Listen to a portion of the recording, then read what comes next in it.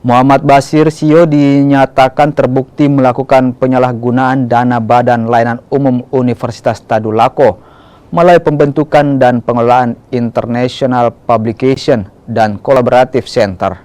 Hakim memvonis Bashir Shio dengan hukuman 1 tahun penjara dan denda 11 juta rupiah, subsidiar 3 bulan kurungan.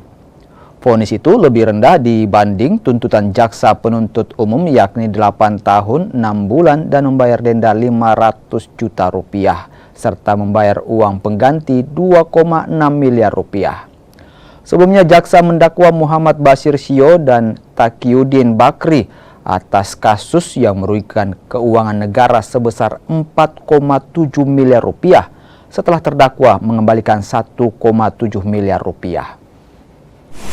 Akan di proses pemeriksaan ini, dan bagi saya kan putusan itu bergantung pada fakta-fakta persidangan.